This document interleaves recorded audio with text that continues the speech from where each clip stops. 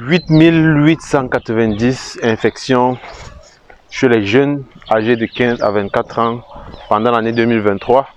Ça, c'est la statistique qu'on a eue du CNLS, le Comité national de lutte contre le VIH/SIDA du Cameroun. Et voilà, dans cette vidéo, on va essayer de comprendre quelles peuvent être les raisons pour lesquelles on a ces chiffres assez élevés. Bonjour à toi, bienvenue sur cette chaîne YouTube. Je suis Russell Youssa, spécialiste en santé publique. Dans cette chaîne, je partage l'actualité sanitaire, les contenus relatifs à la santé publique. On partage également les concepts de santé publique pour mieux les comprendre et je partage aussi mon expérience en santé publique. Donc, si tu es intéressé par l'actualité sanitaire, si tu fais des études en santé publique ou alors si tu es un professionnel de la santé, je t'encourage à t'abonner et à activer la cloche de notification pour ne rien manquer à chaque fois qu'on publie une nouvelle vidéo. Alors,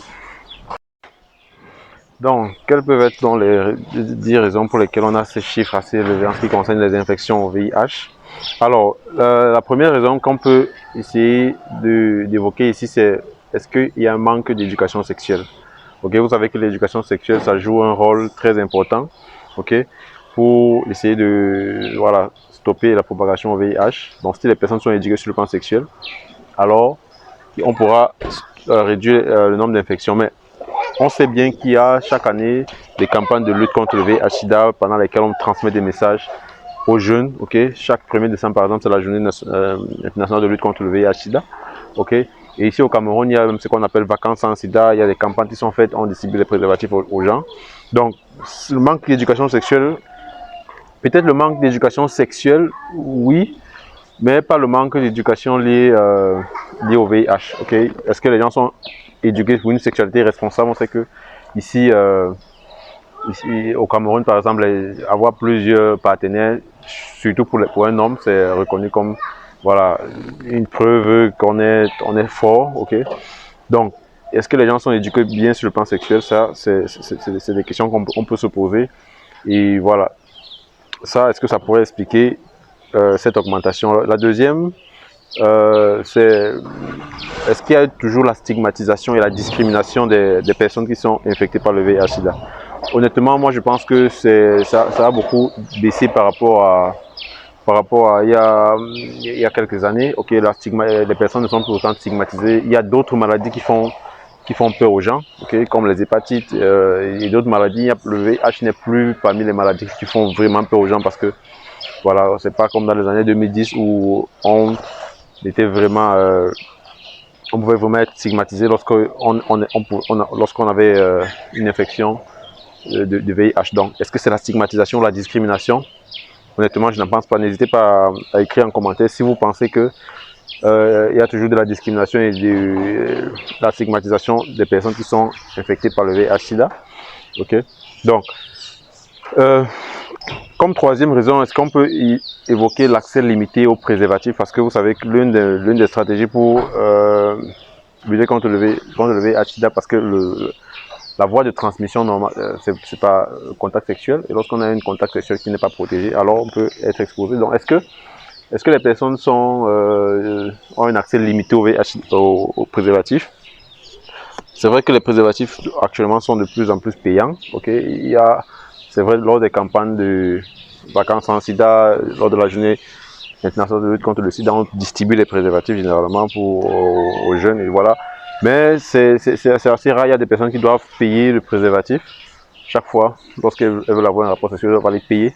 Et vous savez, généralement, il y a ce complexe-là, surtout pour un jeune, aller dans une boutique et payer le préservatif. Voilà, quel sera le regard qu'on aura sur lui? Voilà, on va se dire, voilà, il s'apprête à aller commettre un acte et il peut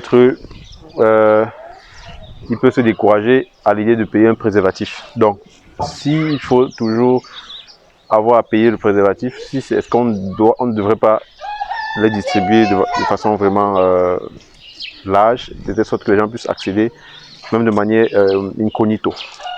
Donc, la quatrième raison, ça peut être par exemple être l'usage de drogue. Et ça, c'est une raison qui moi, je trouvais assez intéressante parce que, vous savez, les gens utilisent beaucoup la drogue. Notamment au Cameroun, il y a plusieurs personnes qui consomment de plus en plus la drogue. Voilà.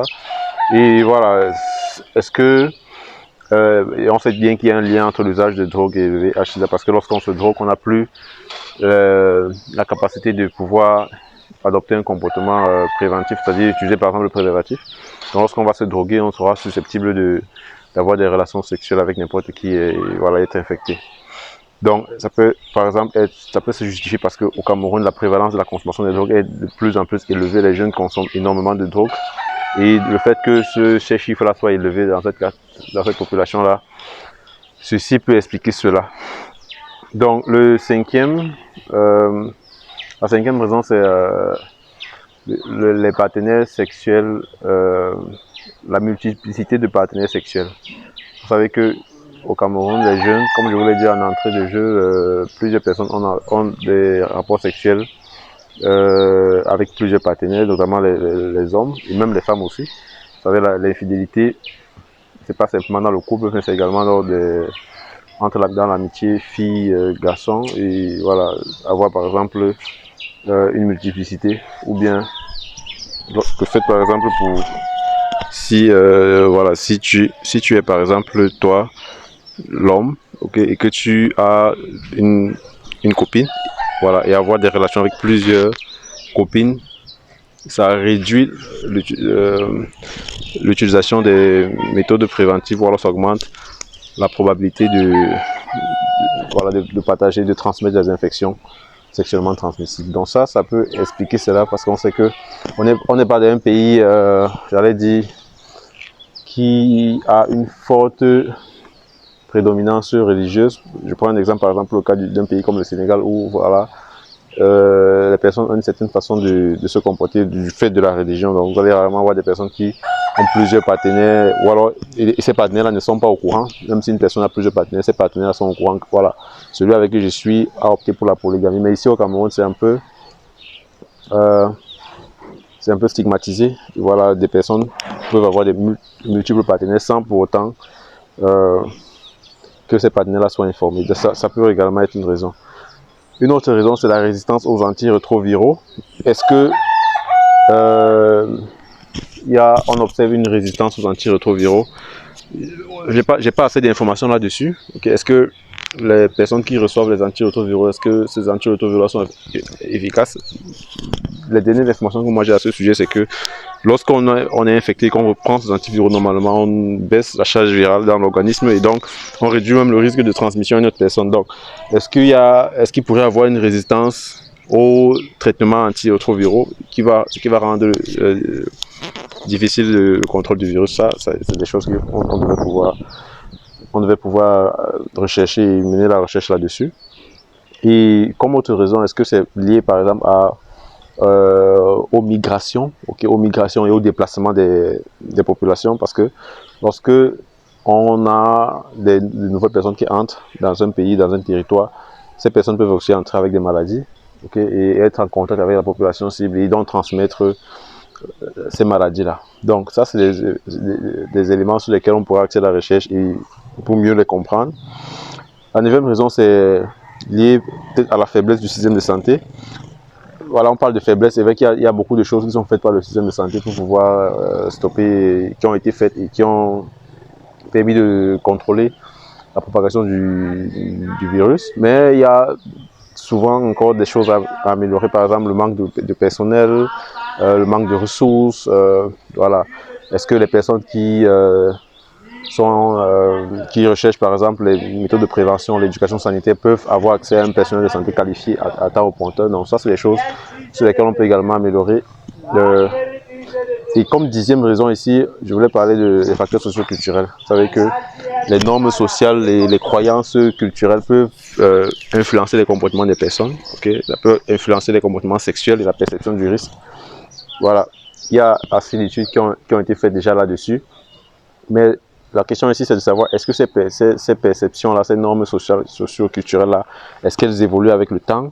Est-ce que ce qu'on avait il y a cela, voilà, 10 ans, 15 ans, 20 ans, est-ce que ces normes-là, est-ce qu'elles n'ont pas évolué? Est-ce que, voilà, c'est des aspects sur lesquels la recherche pourrait se penser pour essayer de comprendre pourquoi est-ce qu'on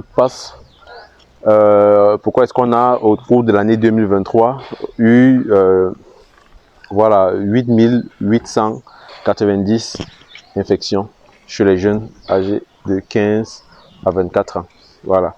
Donc, ça, c'est les questions auxquelles je me pose et j'espère que, voilà, si vous avez des réponses à ces questions-là, je vous invite à les mettre dans la rubrique commentaire. On se revoit pour une prochaine vidéo.